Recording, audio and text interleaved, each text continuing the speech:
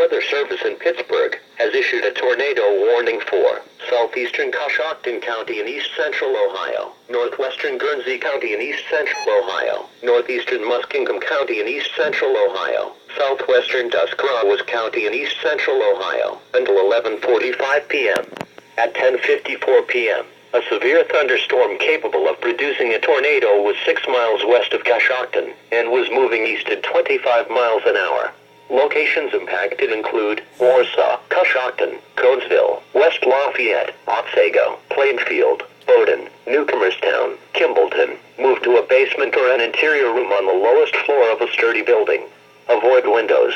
Please report severe weather by calling 412-262-1988, posting to the National Weather Service Pittsburgh Facebook page, or using Twitter at NWS Pittsburgh.